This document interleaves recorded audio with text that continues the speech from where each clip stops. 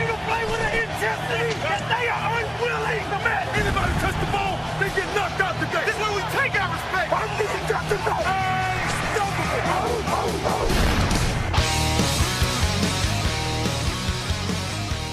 Bem-vindos ao podcast NFL Hoje. Meu nome é Gabriel Martins e aqui comigo hoje para esse podcast de quarta-feira agitado está o Frederico Maritan e o Marco Túlio Baiman. Tudo bem, Fred?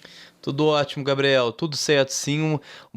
Como já esperado, uma quarta-feira que vai muitas notícias excelentes pra gente. E vamos que vamos, porque tem coisa muito importante e séria pra gente falar aqui. Notícias aí excelentes, como o Fred falou, mas tem muita gente que essas notícias foram péssimas, né? Principalmente a família aí, os treinadores aí, que muita gente perdeu o emprego. Marco, essa temida Black Monday virou um pouquinho Black Sunday também, né? Muita gente demitida no domingo já, né? As expectativas aí foram quebradas, né? Todo mundo esperando aí uma segunda. Foi agitado também a segunda, mas o domingo também prometeu, né, naquele momento ali do pós-jogo, né? Parecendo até futebol brasileiro, que o técnico é demitido no vestiário. É boa comparação, Marco, porque a gente viu aí nomes como o Mike Patton e o Jim Tomsula serem demitidos após o jogo. A gente viu o Chip Kelly ser demitido na quinta-feira. Normalmente a Black Monday, né, a segunda-feira depois da última rodada da temporada regular, é muito agitada, acontecem todas as demissões, mas ficou um pouco mais dividida, mas mesmo assim, até que a gente fez um plantão especial lá na página, assim, pra cobrir tudo, que a gente sabe vocês sabem que a gente quer sempre trazer a melhor cobertura da NFL para os nossos leitores e os nossos ouvintes do NFL Hoje. A gente vai falar da temida Black Monday e a maior parte das demissões, como a gente falou, aconteceu mesmo no domingo. A gente tem a entrevista do Tom Coughlin nessa terça-feira. Ele falou aí pela última vez ali lá no CT dos Giants, né? Foi muito emocionante a entrevista, principalmente a parte que ele falou do Eli Manning. O Eli Manning que estava presente lá na coletiva, né? Ele e outros jogadores dos Giants. Acho que mostra como ele era querido pelo elenco. A gente vai ter entrevista lá também do Jim Irsay, né, o dono dos Colts, que tem uma polêmica bem grande aí, mesmo com a renovação do Chuck Pagano. A gente vai falar de todos os times aí, até os que até nesse momento ainda não tem uma definição, né? A gente vai falar mais ou menos como estão esses cenários.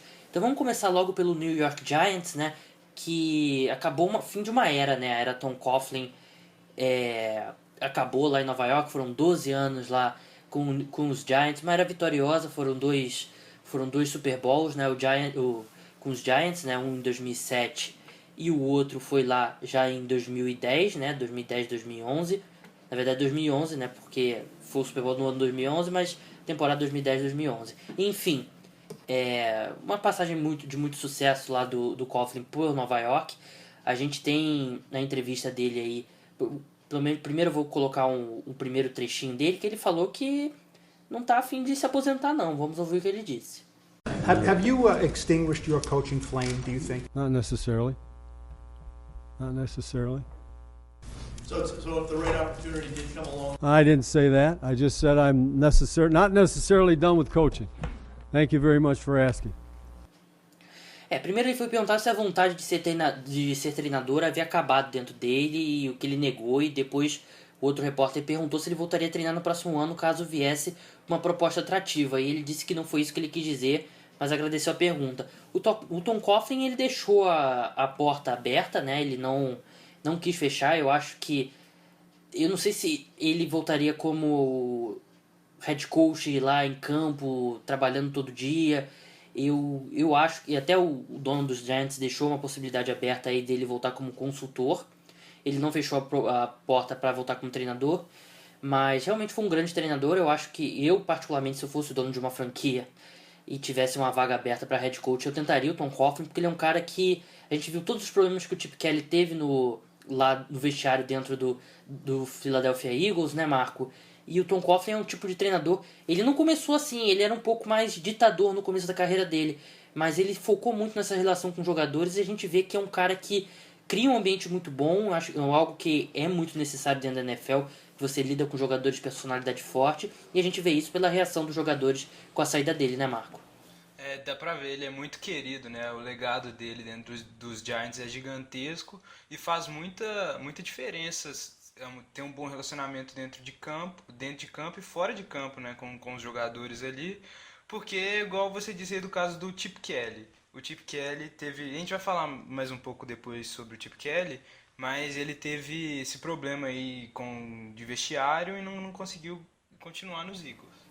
Só passando pelos números do Tom Coughlin na carreira dele, né? Eu acho que é uma pergunta até que a gente não preparou, mas eu vou fazer. Primeiro eu vou passar pelos números. O Tom Coughlin, 68 vitórias e 60 derrotas com o Jacksonville Jaguars. Ele foi o primeiro head coach do Jacksonville Jaguars, né? O Jaguars que foi criado em 1995. E no segundo ano já levou o time a uma final da AFC.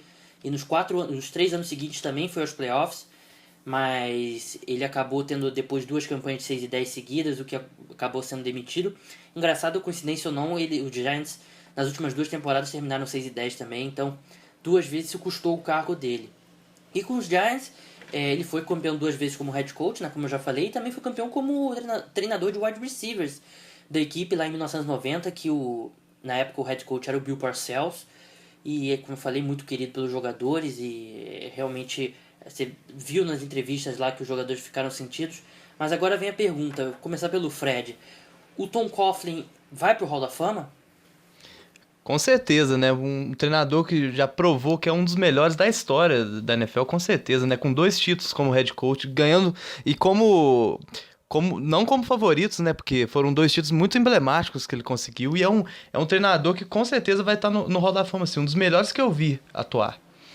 Bem, eu vi muitos especialistas lembrando que acho que é mais difícil um treinador entrar no Hall da Fama do que jogador. Não sei porquê, mas tem treinadores melhores que ele que ficaram fora do Hall da Fama. O Schottenheimer é um que vem à cabeça aí e que tem um recorde melhor que o Tom Coughlin. Mas também tem treinadores piores que entraram, né? Eu acho que o Tom Coughlin vai eventualmente entrar, mas eu não sei se vai ser de primeira, né? Eu acho que de repente demora um pouquinho. Mas eu acho que esses 2 Super Bowls com os Giants, principalmente o 42, que foi tão emblemático contra aquele time da campanha perfeita dos Patriots, e somados a esses 2 títulos, o trabalho que ele fez no Jacksonville Jaguars, que é impressionante. Um treinador conseguir levar o Jacksonville Jaguars, uma franquia, no segundo ano dela de existência, levar uma final de conferência é algo espetacular. Eu acho que esse trabalho no Jacksonville Jaguars vai pesar e ele vai entrar no Hall da Fama, mas eu acho que não vai entrar de primeira, acho que de repente vai demorar um pouquinho. O que você acha, Marco? Eu acho que ele entra assim também, ele tem 8 vitórias em playoffs e 3 derrotas com os Giants, mas é isso aí que você disse mesmo. A carreira dele lá em Jacksonville, eu acho que vai pesar assim também, porque ele não foi tão bem, né? Aí ele pegou a experiência e parece que isso deu uma mudança gigantesca na carreira dele, né? Eu acho que ele realmente teve bons anos lá em Jacksonville, até o dono dos Jaguars, o anterior, né, não o atual, disse que o maior arrependimento dele foi ter demitido o Tom Coughlin. Pra gente terminar essa conversa, foi um momento muito bonito da coletiva nessa terça-feira, eu estava assistindo ao vivo pelo site dos Giants, e ele falou sobre o Eli Manning, né, ele foi perguntado sobre o Eli Manning e essa mudança que o quarterback vai passar, e foi um momento muito emocionante, vamos ouvir o que ele disse. He can handle it all. He's done it before, he'll handle it again. He's extremely bright, he's extremely competitive. He's what you want a son to be made out of, because he thinks he's the reason. He's not the reason that Eli, it's not you. It's not you. It's us. We win, we lose together. Remember, when we lose, I lose. When we win, you guys win. That's the way it is. That's the game. I know what it is. I got the game. I got it. But what I would tell him, he's going to be right back in here in about 2 days starting to work on next year, just like he always does. And that's never going to change. And God bless him for it. Bem, ele foi perguntado sobre essa mudança que o Eli Manning novamente vai ter que passar. O Eli Manning que estava presente na coletiva, né? Quantas vezes você vê isso, né? Um jogador ir lá prestigiar, ficar lá na plateia, lá sentado, assistindo a despedida do seu treinador. O Tom Coughlin disse que o Eli é capaz de lidar com tudo e vai conseguir lidar com isso, que ele já conseguiu isso no passado. Ele disse que o Eli é extremamente inteligente e competitivo, disse que ele é exatamente o que você quer num filho seu, né? E o Tom Coughlin continuou dizendo que o Eli Manning se sente responsável pelo fracasso da temporada, e depois ele falou, olhando diretamente pro Eli, foi um momento até que os jornalistas que estiveram presentes à coletiva disseram que o Eli ficou muito emocionado. Na voz do Tom Coughlin deu para sentir que ele estava um pouco embargado também, e ele olhando diretamente pro Eli, ele disse que falou diretamente: você não é a razão pelos quais os Giants não foram bem nesse ano, que a culpa é de todo mundo, que todos vencem e perdem juntos. Ele lembrou o Eli que ele falava pro elenco, né, que quando a vitória vinha era por causa dos jogadores e as derrotas era por causa dele mesmo como head coach, né, do Tom Coughlin. O Tom Coughlin terminou dizendo que mesmo com essa decepção, o Eli vai estar lá no CT daqui a 2 dias, CT dos Giants daqui a 2 dias, para estudar o que aconteceu de errado em 2015, e essa vontade de trabalhar dele nunca vai mudar. Foi um momento muito bonito, assim, o Eli estava visivelmente emocionado, o Tom Coughlin, a voz dele ficou embargada em alguns momentos, e é o tipo de relação, né, Marco, que é difícil ter hoje em dia no esporte profissional, né, de tão alto nível, e eu acho que esse relacionamento aí com o Tom Coughlin, ser um cara que cria um ambiente tão bom, realmente, como a gente falou no começo, vai ser algo que, de repente, uma ou outra franquia vai tentar trazer o Tom Coughlin aí, porque é algo muito difícil aí hoje em dia de se acontecer, né? Esse tipo de relação de afeto, eu tava tentando, enquanto você falava, puxar de cabeça algum outro técnico que tem isso com os jogadores na NFL. E não consegui puxar assim de cabeça, porque aí você vê que não é uma coisa também... Recentemente a gente não tem mais isso, né? Essas coisas, e isso pesa. O Eli estava muito emocionado no que a gente acabou de ouvir aí dele, e nisso pesa demais, né? A gente tem que prezar mais esse lado, que no vestiário os jogadores dão a garra pelo técnico e pode fazer muita diferença dentro de campo. E só para terminar o assunto do New York Giants, pra gente passar a régua, a gente tem a entrevista do John Mara, né, um dos donos do New York Giants. Vamos ouvir o que ele disse. We obviously missed the boat. Some of our draft classes were not as productive as we had hoped that they would be, and I think that's primarily the cause of why we're standing here today talking about this. Are you still doing evaluations on the personnel side? We are. I've had numerous conversations with Jerry about that. We need to look at where have we missed the boat on some of these things? What can we do better? What do we need to change? Ele disse que é óbvio que os últimos drafts dos Giants não foram bons. Ele disse que esse é o motivo que levou aos recentes fracassos. E uma repórter perguntou se ele ainda está analisando possíveis mudanças no departamento de futebol. E o John Mara confirmou, disse que tem conversado muito com o GM Jerry Reese sobre o que eles estão errando e o que precisam melhorar. Foi depois que o Tom Coughlin saiu, entrou o John Mara e depois entrou o Jerry Reese, né, o general manager do New York Giants.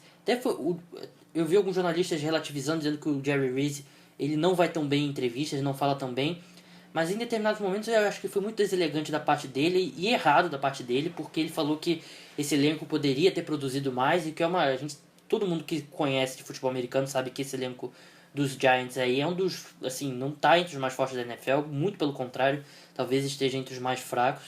Eu acho que o Tom Coughlin tirou muito mais do que se poderia desse elenco. E eu acho que muito é da culpa do Jerry Reese mesmo, porque os últimos drafts do Giants realmente, como o John Mara falou, são muito ruins. A gente tira alguns nomes, como por exemplo o Odell Beckham, o Justin Puig jogando na posição natural dele, vem jogando melhor, o Landon Collins, mas são poucos, né? Os Giants precisam melhorar no draft e eu acho que o New York Giants tem essa vantagem que os donos da franquia, o John Mara e o Teach, são muito antenados nisso. Eles são bem... Eles não tomam decisões aí de cabeça quente, eles estudam bastante, sabem o que o time precisa, mas o Jerry Reese, eu acho que de repente ele trabalhando, ele vai ter mais uma oportunidade, ele vai continuar na equipe, de repente ele possa até se recuperar, mas eu acho que essa entrevista dele deixa uma pulga atrás da orelha, porque é um cara que parece que não está vendo muito bem o que está acontecendo com a franquia dos Giants, né? Mas a gente sabe que dentro do departamento vão ter outras mudanças, né? De repente isso pode melhorar, não só... Às vezes não é só você pedir a cabeça do general manager. Bem, vamos avançar agora de time, né? A gente vai falar do Indianapolis Colts, e antes de mais nada eu quero começar com a entrevista do Jim Irsay. I'm happy to announce moving forward with Chuck as our coach. Again, it was something that I was hopeful would be the case. Ele disse que está feliz em anunciar a permanência do Chuck Pagano, que ele disse que estava torcendo para isso acontecer, para isso se confirmar. E Fred, isso é uma grande mentira, né? A gente sabe que não foi muito bem assim que ocorreu, né? Os Colts eram uma coisa quase que certa, né? Mandar o Chuck Pagano embora. Tanto que já estavam negociando com outros treinadores, né? Ventilaram o nome do Sean Payton, chegaram a fazer algumas propostas para ver se ele aceitava, mas não foi bem assim. O anúncio mais surpreendente até agora desse mercado de técnicos, né? Porque eu acho que ninguém esperava mesmo que o Chuck Pagano continuaria com os Colts, né? Uma temporada para esquecer mesmo, muito ruim mesmo. Não consegue arrumar a defesa, o ataque que segurava o time essa temporada, com as lesões, é claro, mas também muito mal. Mas agora vamos ver se com a casa mais limpa, com as relações melhores entre Chuck Pagano, Ryan Grigson e Jim Irsay, vamos ver se as coisas melhoram para os Colts no ano que vem, né? Mas eu tô pagando para ver ainda sobre isso. Você tá pagando pra ver, né? Isso. Piadinha infame. O contrato do Chuck Pagano e do Ryan Grigson foi renovado, ambos foram renovados até 2019. E vamos escutar primeiro que o Chuck Pagano falou sobre a relação entre os dois. Our vision together from day one. Our mission has been the same. 4 years ago, we started coming to this building with the same goal and the same vision and the same mindset, and we'll continue to do that. Ele disse que ele e o Ryan Grigson sempre tiveram a mesma visão, sempre tiveram a mesma missão, que é melhorar os Colts, sempre pensando na mesma coisa, sempre olhando do mesmo jeito, e que vão continuar fazendo isso.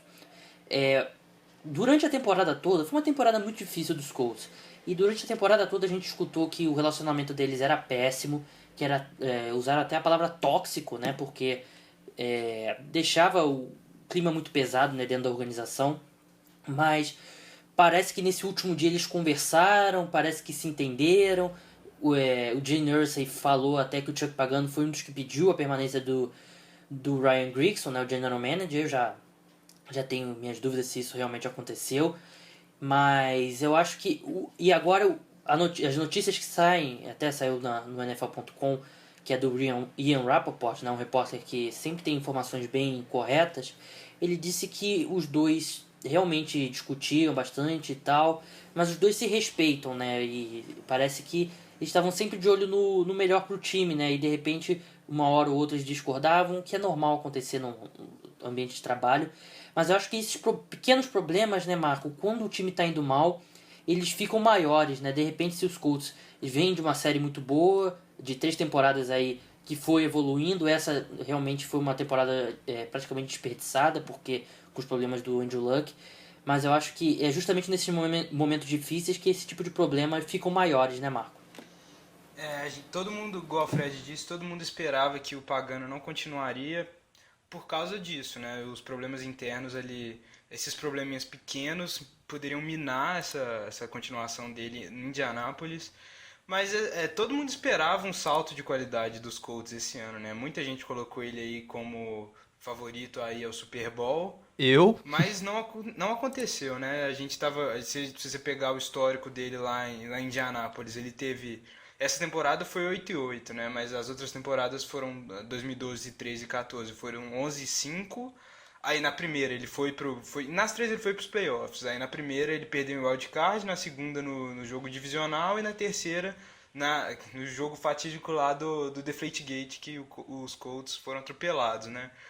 Mas assim, eu acho que... Eu não sei se eles deveriam continuar, tanto o Grigson quanto o Pagano. Eu acho que esse histórico pode ter pesado muito na continuação deles, mas eu não sei se eles vão ter muito para desenvolver com os Colts, não. Eu acho assim, o problema parecia ser o relacionamento entre os dois, mas eu acho que você analisando tudo num vácuo, né, claro que tem muito mais dentro disso, não fazia sentido, se você tivesse que manter um dos dois, não fazia sentido você manter o Ryan Grigson, que coloca um elenco muito ruim pro Indianapolis Colts, né? Você vai ver o Ryan Grigson, ele acertou nos defensores de Stanford lá da linha defensiva, que agora me fugiram o nome esse ano, acertou no T.Y. Hilton, acertou no Andrew Luck, mas o Andrew Luck, qualquer um de nós três aqui, se a gente tivesse na posição, a gente draftaria. Mas os Colts vêm de drafts ruins, né? Então, a gente sabe que o Gene Irsay gosta muito do Ryan Grigson, né? Eu acho que se tivesse que ficar um dos dois, acabaria ficando o Grigson. Mas, realmente, eu acho que até um pouco injusta essa pressão toda que o Chuck Pagano sofria. Eu, no começo da temporada, eu concordava um pouco com quem achava que o Chuck Pagano deveria sair, mas com o tempo eu fui olhando, poxa, esse retrospecto que o Marco acabou de falar, em campo o Chuck Pagano conseguia tirar desse time, e como a gente falou lá do Tom Coughlin, os jogadores dos Colts adoram o Chuck Pagano. Então não fazia sentido, eu acho, que não manter o Chuck Pagano. Eu acho que o Ryan Grigson já é mais questionável se ele merecia continuar, porque ele tem feito... Acho que a gente vê também o Andrew Johnson, não só no draft, no free agent, né? O Andrew Johnson foi um cara que não produziu, o Trent Cole, outro cara que não produziu, o Frank Gore foi um que produziu, né? Até deu certo, mas também não foi... Claro que ele já é um veterano, né? Mas teve uma produção boa. Mas troca do Trent Richardson. A troca do Trent Richardson, bem lembrado, Marco, é uma das piores trocas aí da história da NFL. Outra que eu lembrei também que ele acertou foi trazer o Vontae Davis. Não, essa sim, realmente foi. Não, mas ele foi troca que ele conseguiu quando ele era ainda dos Dolphins. Aí ele fez uma troca, não lembro o que envolveu, e conseguiu trazer o Vontae Davis. Isso aí foi um grande acerto dele. Sim, mas no geral ele tem mais erros do que acertos, né? Então, eu acho que você renovar até 2019, eu sinceramente... Claro que dá pra ele agora botar a cabeça lá, fazer um trabalho melhor, a gente sabe que isso é possível, mas eu sinceramente eu não sei se eu manteria o Ryan Grigson. Bem, a gente vai passar agora para outros cargos aí que estão menos definidos, né? Vamos começar agora pelo Philadelphia Eagles, né? A gente sabe, passando rapidamente, já foram confirmadas entrevistas com o Pat Sherman, né? Que é o head coach interino, que substituiu o Chip Kelly. Tem o Terrell Austin também, que é o coordenador defensivo dos Lions. O Adam Gase, né? O coordenador ofensivo dos Bears. E o Philadelphia Eagles, Marco, é um time que parece que vai entrevistar bastante gente antes de fazer a sua decisão, né? Mas parece que o favorito, o que o time gostaria, é o Sean Payton, né? O Sean Payton e o Saints disse que só vai liberar ele com a escolha, né? Rumor, não é nada oficial, mas parece que só vai liberar ele trocando, né? Com uma escolha de segunda rodada de draft. Mas eu não sei, entre esses aí, o Pat Shurmur tá lá. Na época que ele foi head coach dos Browns em 2011 até 2013 e não foi bem, mas também é dos Browns, né? Ele teve ali como quarterback o Brandon Weeden e o Colt McCoy, também não dá pra você tirar muito.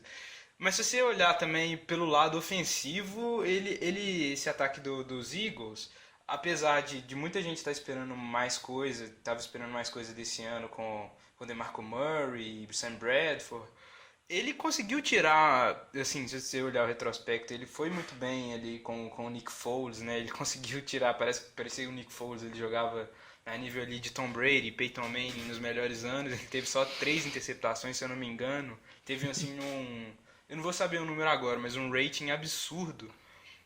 Foi o jogo de 7 touchdowns dele. Teve jogo de 7 touchdowns. Então, ele tem algumas coisas boas, sim. O problema é ali a falta de experiência, até que a gente viu que nos Browns, que eu não sei se é um parâmetro, mas na defesa que não foi boa e não sei se ele seria a melhor escolha, não. Eu acho que também tem um negócio de ser uma questão de respeito, né? O cara que assumiu aí essa situação tão complicada.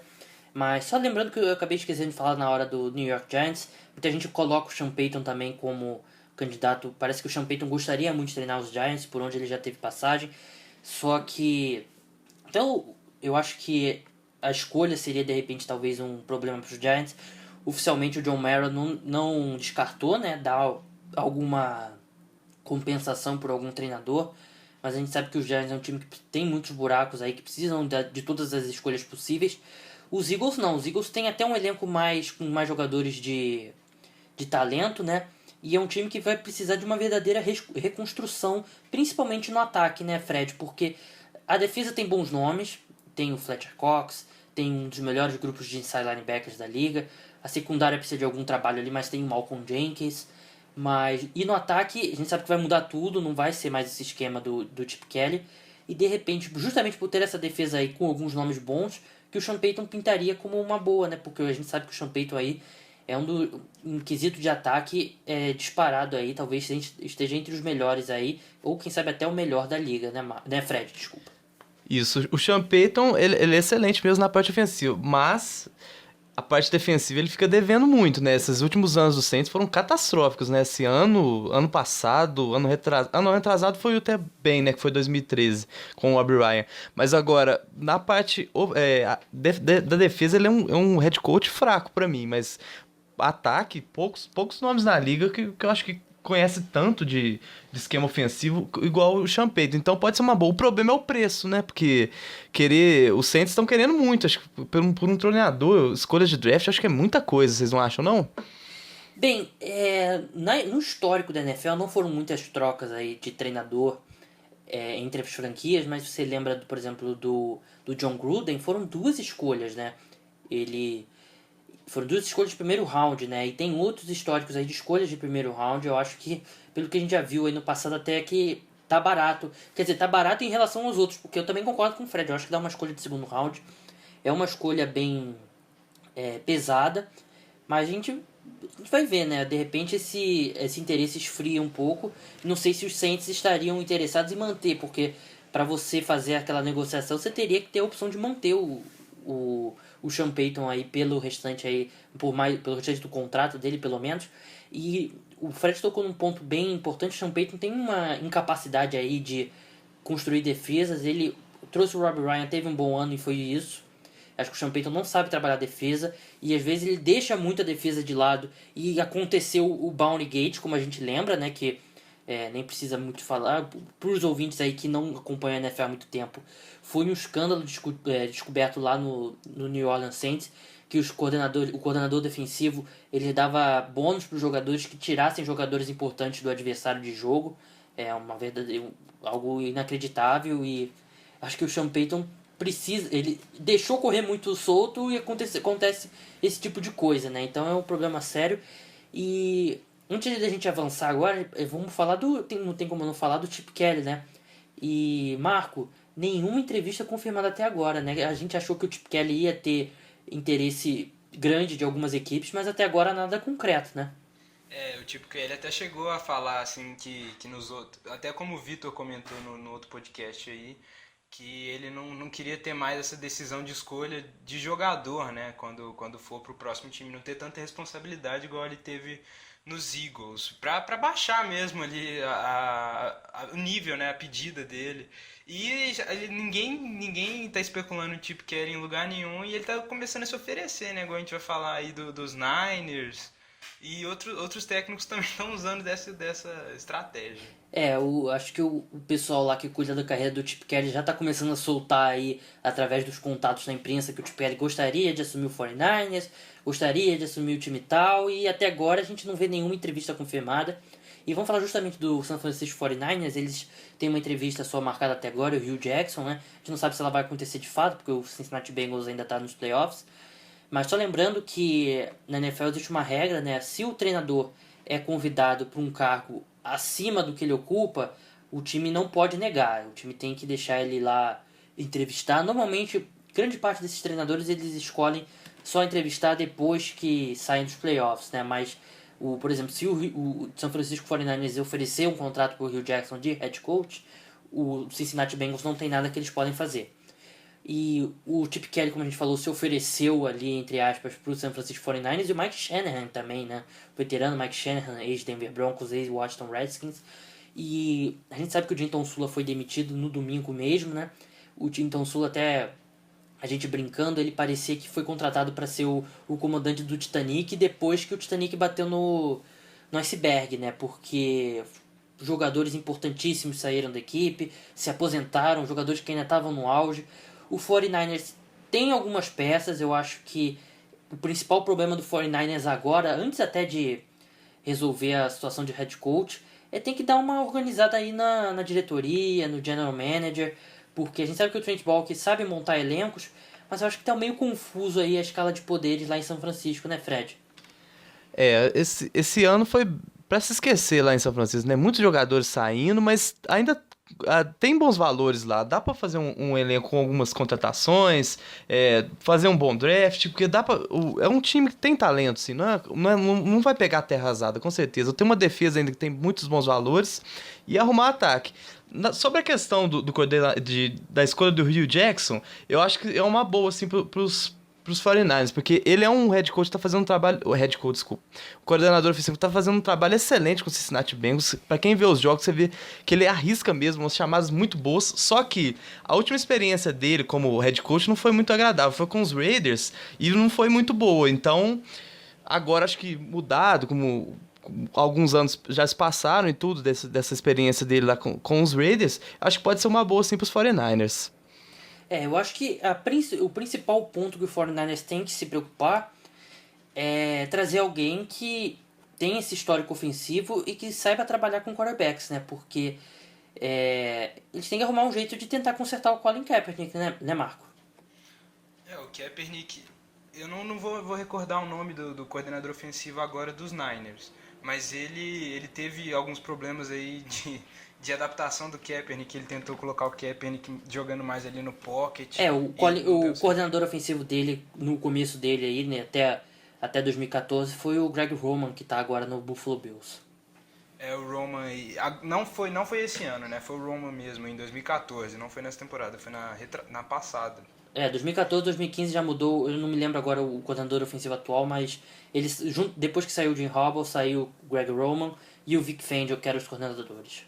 Aí o Kaepernick não rendeu, mas eu acho que o Hugh Jackson aí, eu acho que é o nome ideal para os Niners, sim, porque lá em Oakland, como o Fred disse, ele não foi bem, mas a gente tem que lembrar que aquele Oakland Raiders tinha uma secundária ali com bons valores, e começou a temporada 7-4, né? Terminou 8-8, mas começou 7-4. Então um cara como ele ali, que tem uma experiência ótima com esse ataque dos Bengals e coordenador ofensivo aí por muitos anos, teve essa experiência com a defesa boa lá parte boa, né, dos Raiders. Eu acho que pode sim levar bons valores lá para os Niners. O problema do Hugh Jackson é, primeiro, que muita gente tá de olho no Hugh Jackson, né? E a gente não sabe até onde que o Cincinnati Bengals vai nesses playoffs, porque não vai ter um anúncio que o Hugh Jackson vai assumir qualquer equipe antes do Cincinnati Bengals sair dos playoffs ou ser campeão do Super Bowl, né? Então de repente você vai ver algumas equipes aí esperando o Hugh Jackson e ele só vai assumir uma, né? Então de repente pode ser uma situação aí que o time espere, veja os outros candidatos aí arrumando empregos e depois ficar sem nada, né? Acho que muita gente vai estar de olho do Hugh Jackson. Vem falar do Cleveland Browns agora, né? Mais uma vez o Cleveland Browns em busca de treinador. O Cleveland Browns, se eu não me engano, são 9 treinadores desde que eles retornaram à NFL. 9 ou 7, agora eu estou em dúvida. Mas é um número bem elevado aí, porque eles retornaram em 1999. O Pittsburgh Steelers, que está desde o começo dos primórdios, não teve nesse número de head coach, né? E o Cleveland Browns já confirmou várias entrevistas, o Adam Gase do Chicago Bears, o Doug Marrone, né, ex-head coach do Buffalo Bills e agora treinador de linha ofensiva dos Jaguars, o Terrell Austin, né, coordenador defensivo dos Lions, o Paul Gunter, coordenador defensivo dos Bengals, o Sean McDermott, o coordenador defensivo dos Panthers, e o Hugh Jackson, coordenador ofensivo dos Bengals. Eu acho que o Cleveland Browns poderia trazer o Bill Walsh, poderia trazer o Bill Parcells, e com a confusão que é o Cleveland Browns, ninguém conseguiria, né? A gente sabe que quem vai mandar agora eles vão contratar primeiro um head coach para depois contratar o general manager, né? Então você já vê que o general manager é só no título, né? Não manda na equipe. O vice-presidente de futebol do Cleveland Browns é o Sashi Brown, que era o advogado da equipe, né? Ele era chefe do departamento legal do Cleveland Browns, que é inacreditável. Como que a pessoa que vai definir quem é técnico, quem é GM, vai ter a palavra final sobre o elenco, é um advogado, né? É inacreditável isso. E Cleveland Browns anunciou nessa terça-feira a contratação do Paul DePodesta. Você que não conhece o Paul DePodesta, de repente por nome você não conhece, mas agora eu vou explicar e você vai saber quem é. No filme Moneyball, né, acho que todo mundo que gosta de esporte já assistiu. Se você não assistiu, assiste, que é um dos melhores filmes de esporte. Na minha opinião, o melhor filme de esporte já feito. Tem o Billy Beane, né, o general manager do Oakland A's, e durante o filme ele contrata lá o Jonah Hill, né, o ator Jonah Hill, que interpreta o personagem do Peter Brand. O personagem do Peter Brand, né, interpretado pelo Jonah Hill, é baseado no Paul DePodesta, né, que, claro que no livro e no filme, na verdade no livro é o Paul DePodesta, mas no filme eles fizeram o personagem Peter Brand, que é baseado também em outras pessoas que o Billy Beane encontrou nesse processo, mas é basicamente o Paul DePodesta. No livro tem a pessoa dele, ele assumiu outro cargo de GM depois do Oakland A's, e ele estava no New York Mets e agora vai ser um chefe de planejamento estratégico do Cleveland Browns, ou seja, o departamento de futebol do Cleveland Browns está sendo comandado por um cara que vem do beisebol e um advogado, e acho que nenhum técnico conseguiria ir bem numa situação como essa, né, Fred? Os Browns é uma equipe coitados, né? É uma equipe em eterna reconstrução, né? Sempre bem posicionados nos drafts, mas não conseguem evoluir de jeito nenhum. Acho que podem escolher qualquer um desses nomes aqui que a gente já listou, que não vai ter jeito, porque, coitado dos Browns, fica até com pena mesmo, porque a equipe não anda pra frente nunca, e vai ser assim por vários e vários anos ainda. Eu acho que o dono deles deveria se demitir, porque não tem como, porque é muita incompetência numa franquia só. E é uma franquia aí que, claro que voltou em 1999, mas tem toda a história, tem uma torcida apaixonada aí. Eu particularmente torço muito para dar certo o Paul DePodesta, porque eu sou um grande fã do Moneyball, já li o livro, vi o filme milhares de vezes. E eu torço para dar certo, mas uma franquia que está num momento tão difícil, você tem que, acho que, trazer pessoas experientes e... Claro que eu acho que é uma inovação legal, mas eu acho que você deveria ter uma estrutura de poder mais certa, né? Um vice-presidente de futebol americano, um general manager que basicamente escolheria o head coach, alguém que eles trabalhariam bem juntos. Mas é realmente a confusão muito grande. Vem lá de cima a confusão lá no Cleveland Browns. E explico a confusão que é o time em campo. Bem, vamos avançar agora para o Miami Dolphins, né? Miami Dolphins já tem entrevista marcada com Mike Shanahan, né? Como a gente já citou, Terry Walson também dos Lions, Adam Gase, Anthony Lynn, né? Técnico de running backs e head coach assistente do Buffalo Bills, Hugh Jackson e o Mike Smith, né? Ex-head coach do Atlanta Falcons. O Miami Dolphins tem um problema parecido com o 49ers, que eles precisam de um head coach aí que consiga tirar mais do Ryan Tannehill, né, Marco? O Dan Campbell aí pintou ali nos primeiros jogos que ele começou lá nos Dolphins, né? E começou muito bem, mas o Ryan Tannehill também não dá pra entender. Ele parecia que estava progredindo nas últimas 2 temporadas. Aí chega essa temporada e a gente viu a explosão ali do wide receiver, como é que é o nome dele? Eu esqueci o 14. Jarvis Landry. Devante Parker agora e o Jarvis Landry antes. Isso, Jarvis Landry. Eu pensei que você estava falando agora do final da temporada. Final da temporada foi a hora que o Dolphins caiu, né? Mas mais no início da temporada. A temporada toda o Landry foi bem e tava carregando o ataque, né? Porque o Tannehill não tava arrumando nada, diferente dos últimos anos, e também é um time que não dá pra entender, né? A defesa também começou mal, aí depois que o Campbell entrou e melhorou, aí depois no final da temporada caiu de novo de produção. Muitos problemas aí, eu não sei se só entradas de um técnico novo vai conseguir resolver os problemas do Dolphins, não. O Dan Campbell eu não coloquei na lista, mas ele também vai entrevistar, mas acho muito difícil ele conseguir esse cargo.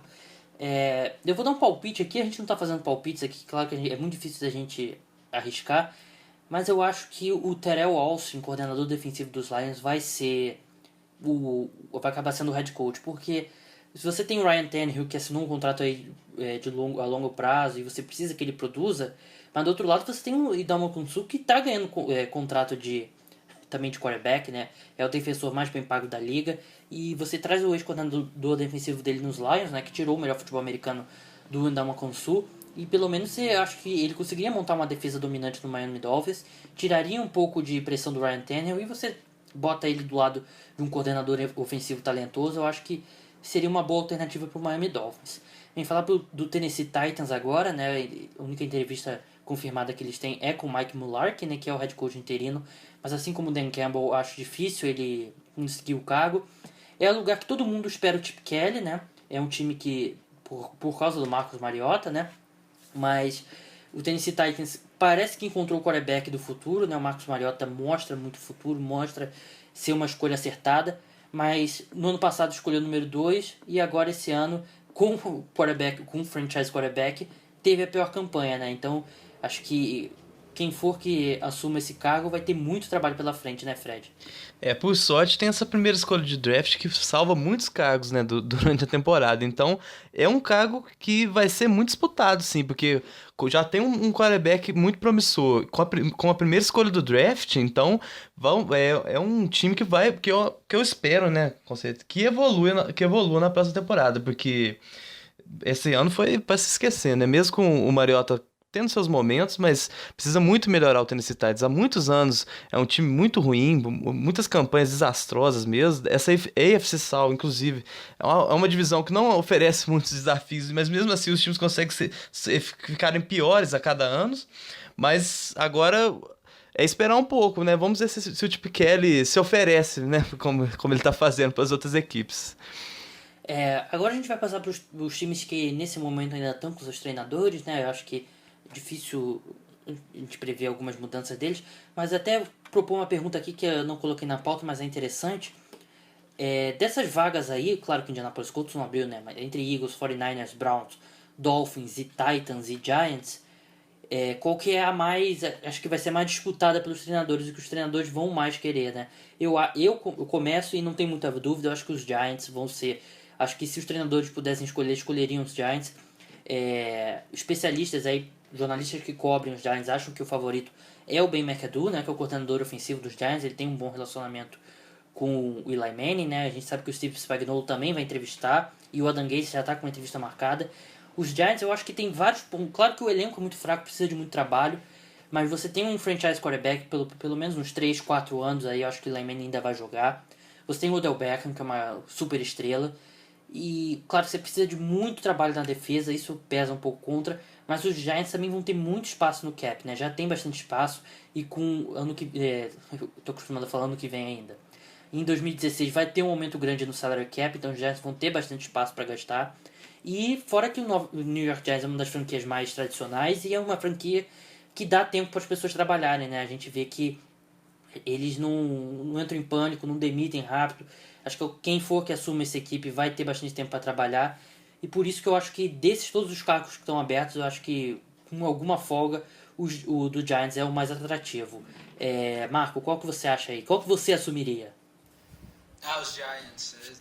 Isso aí que você disse me seduziu pra entrar nos Giants. Então os Giants podem me contratar agora para participar do processo aí seletivo, que eu vou conseguir trazer qualquer um para os Giants. Fred, você concorda também? Eu vou discordar um pouquinho de vocês dois. Se eu fosse fazer uma escolha, se eu fosse algum desses técnicos, eu escolheria o elenco melhor que eu tenho na mão. Então, pra mim, aqui, desses times aqui, o time que tem o elenco mais acertadinho, assim, que tem mais talento, pra mim é o do Eagles. Eu escolheria o Eagles.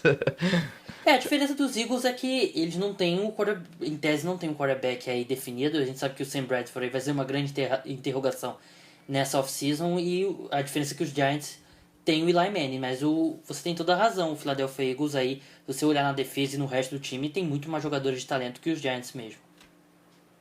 Isso, exatamente. Então, pra mim, assim, eu olharia com mais carinho os Eagles.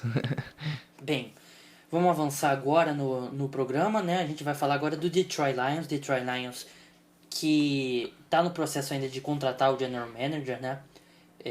Demitiu o General Manager, CEO durante a temporada. No momento o Jim Caldwell tá sendo mantido, mas essa decisão vai ser tomada pelo futuro GM. E a gente já falou bastante sobre isso. Eu acho que o Jim Bob Cura, né, o novo coordenador ofensivo dos Lions, que assumiu durante a temporada, ele tem um relacionamento muito bom com o Matthew Stafford jogando num dos melhores níveis que ele já jogou na carreira com o Jim Bob Cura. E a gente sabe que é muito difícil você demitir o head coach e manter os coordenadores. Então acho que é capaz do próximo General Manager aí não querer mexer muito nessa dupla que tá dando certo. Sabe que o futuro do Detroit Lions fica muito nos ombros do Matthew Stafford, né, Marco? E tirando essa segunda parte da temporada que o Jim Bob Cooter assumiu ali, a coordenação do ataque, né, que deu esse boom no ataque, você tem bons valores individuais. Você tem o Calvin Johnson ali, você tem o Abdullah, que pode produzir, foi a temporada de calor dele, mas ele pode explodir a qualquer momento aí nas próximas temporadas. Golden Tate. O Golden Tate, o Matthew Stafford, você tem muitos bons nomes no ataque, e na defesa também, você tem o Zeke Ansah aí, que foi um dos jogadores que mais evoluíram na temporada. Então você pode tirar, eu acho que se você manter essa parte aí da comissão técnica dos Lions, você consegue sim e melhorar, né? Porque o início da temporada foi péssimo, né? Mas depois eles mostraram que conseguem melhorar, sim. Agora falando do New Orleans Saints, a gente já falou bastante sobre a situação do Sean Payton, né? Os Saints querem uma escolha de segundo round em troca do treinador. Eu acho que eles vão forçar a barra para ter essa compensação, mas eu sinceramente eu não sei se tem alguma chance do Sean Payton voltar. Eu acho que tá na hora de um começo do zero ali, do Saints. Acho que não tá dando mais certo, tem que dar um reboot, começar do zero. Mas eu acho que, será que se nenhum time aí, se todos os times baterem o pé firme e disserem que não vão ceder a escolha de segundo round, será que tem alguma chance do Sean Payton permanecer lá em Nova Orleans, Fred? Olha, eu creio que não, porque não dá mais. Acho que já deu mesmo essa combinação Sean Payton e Drew Brees. Acho que um dos dois vão ter que sair, ou os dois mesmo. O Saints é uma equipe que também que tem muitos problemas na administração, como a gente já falou em outros podcasts, né? Tem meio manager, né? Porque tem que dividir com os Pelicans o seu general manager. Então é uma equipe que tem muitos problemas já na parte de cima, né? Agora, sobre a comissão técnica, tá na hora de mudanças mesmo. Ainda tem esse contrato do Drew Brees, né? Que vai ser um dos mais altos da liga, então a gente pode esperar muitas mudanças, mesmo com essa indefinição ainda dessa questão do Sean Payton. O contrato do Drew Brees para 2016 é de 30 milhões de dólares, em torno de 30 milhões de dólares.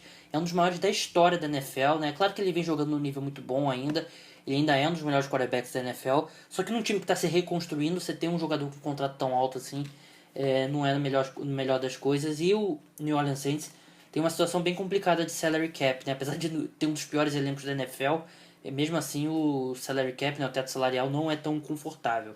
Agora passando por dois times que permaneceram, né, com seus treinadores. O San Diego Chargers manteve o Mike McCoy, né, demitiu o coordenador ofensivo Frank Reich, que até me surpreendeu um pouco, porque o ataque em si teve um bom desempenho durante o ano. Philip Rivers teve até uma boa temporada, tendo em vista todas as lesões na linha ofensiva, do Keenan Allen. E o St. Louis Rams manteve o Jeff Fisher, que é inacreditável, né? Depois de 4 temporadas seguidas com menos de 8 vitórias e o Jeff Fisher ser mantido. A gente sabe que o pessoal gosta muito dele lá em St. Louis. Dois times que talvez um deles aí pode estar em Los Angeles no ano que vem. Mas, no ano que vem não, desculpa, o hábito ainda não me acostumei a 2016. Em 2016, de repente, é possível ter um time já em Los Angeles. Mas eu fiquei surpreso com os dois treinadores serem mantidos. O Jeff Fisher, menos surpreso no sentido de que a gente já sabia que a diretoria do St. Louis Rams gosta bastante dele, mas definitivamente ele não merecia permanecer no cargo. E o Mike McCoy eu achei que ia ser demitido. Eu acho que o San Diego Chargers teve uma temporada aí ruim e o Mike McCoy um pouco apático, mas ele foi mantido. Qual dessas duas te surpreendeu mais, Marco? Pra mim foi os Rams. Eu acho inacreditável. O Jeff Fisher não tem mais desculpa pra manter ele lá. Porque a defesa, ele conseguiu sim montar uma boa defesa dos Rams. Mas o time não evolui, não adianta. O ataque manteve o nível péssimo das últimas temporadas. Teve o Todd Gurley, que foi uma escolha boa de draft, mas ele brilhou ali uma estrela solitária no ataque dos Rams. Às vezes algum Tevon Austin aparecia em alguns momentos, mas só a troca com o Nick Foles foi péssima, né? Tanto que no final eles trocaram de quarterback. E eu não consigo entender mesmo porque que o Jeff Fisher continuou, né, no cargo. Concordo, sim. Acho que foi a terceira temporada com 7-9, se eu não estou enganado. E um time talentoso, principalmente na parte da defesa. Tem umas melhores defesas individualmente da NFL. Então, mas o ataque não resolve, né, nessas últimas temporadas. Fez o que fez, ainda teve a sorte ou competência, não sei, inclusive, de trazer o Todd Gurley, né, nessa primeira rodada, que brilhou mesmo, como o Marco falou, mas não dá mais. Um time vai viver de 7-9 mais um ano, então não dá. E sobre o Mike McCoy ter continuado, também foi uma grande surpresa. E uma curiosidade, né, o John Pagano, que é o coordenador defensivo dos Chargers, acho que vai continuar no cargo. Então, esse também é uma grande surpresa. Vai ser um momento de comemoração lá na família Pagano, em geral. Bem, só você que está escutando a gente pela primeira vez, dá uns recados aí para os nossos ouvintes aí de primeira viagem. Você pode escutar, você que tem iPhone, você pode escutar a gente no aplicativo podcast, você pode baixar a gente e escutar em qualquer lugar, né? Indo para a faculdade, indo para o colégio, indo para o trabalho, fazendo exercício, dando aquela corridinha. Assina a gente lá, dá uma avaliação. Se você achar que a gente merece, dá 5 estrelas. Se não achar, pode dar menos estrelas também. A gente quer... Toda crítica construtiva é bem-vinda. Você que tem celular aí, Android, você pode escutar a gente no aplicativo do SoundCloud. Eu recomendo o aplicativo do Stitcher, que assim como no podcast, você pode baixar e escutar em qualquer lugar, sem gastar sua franquia do 3G. Você pode escutar a gente também no Podcast Addicted. Eles usam a mesma base de dados do iTunes. Eu nem sabia que a gente estava lá. E também assina lá nosso canal, né, do YouTube, né? A gente posta nossos podcasts lá. E pode seguir a gente no Twitter, né? O @hojeNFL. Pode me seguir no Twitter, @gmorilhamartins. Antes da gente terminar, Marco, fala seu Twitter também pro pessoal te seguir. E seu último recado. Pode seguir lá no Twitter, @mtuliobaima, B de bola, AYM de Maria A. A gente não fala só sobre NFL no Twitter, né? A gente também diverte um pouco, fala sobre outras coisas. Mas eu queria falar um pouco sobre o wildcard, né? Que a gente vai ter agora aí na temporada. E é playoff, né? O nível vai subir, os temperamentos também vão subir, né? Tudo para ser aí uns ótimos jogos. Fala aí, confirma os horários aí pra gente, pro pessoal que tá escutando a gente. Sábado é Chiefs e Texans às 7h30 da noite. E Steelers e Bengals às 9h15 isso da noite. Não, só rapidinho, acho que o Marco se confundiu com o fuso horário, né? Que na verdade o jogo dos Chiefs vai começar às 7 mesmo e dos Steelers vai começar às 11. Confundiu com o fuso horário. Eu vou passar aqui rapidinho que eu já tô com o fuso horário certinho aqui. Tem o Seahawks também que vai ser no domingo às 4 horas e os Packers e Redskins, Seahawks e Vikings. Packers e Redskins vai começar às 7h40. Pela primeira vez a NFL divide, né, os jogos de uma conferência num dia e os jogos da conferência no outro. Ficou até legal desse formato, né, Marco? Bacana, né? Vai diferenciar aí, vai dar um peso a mais aí no wildcard. E a gente vai terminar cada dia já sabendo quais são os confrontos. Vamos poder já projetar bastante. Fred, mais alguma coisa que você quer falar antes da gente terminar? Só isso mesmo, e agora a expectativa tá lá em cima pros playoffs. Agora a gente na curva de animação com a NFL, a gente vai pro ponto mais alto agora, que são os playoffs, e logo em seguida o mais baixo, que é o fim da temporada, e é a hora da gente controlar aí a nossa depressão pós-NFL, mas pode ter certeza que o NFL hoje vai continuar durante toda a off-season. Vamos manter aí 2 podcasts por semana, que a NFL não tem off-season, né? A NBA tem, Major League Baseball tem, o NHL tem, mas a NFL não tem off-season, sempre tem notícia. Bem, meu nome é Gabriel Martins, você esteve comigo, com Frederico Maritão e com Marco Túlio Baiman. Na sexta-feira a gente volta com a prévia do Wild Card Weekend, o primeiro final de semana dos playoffs. Até lá, tchau!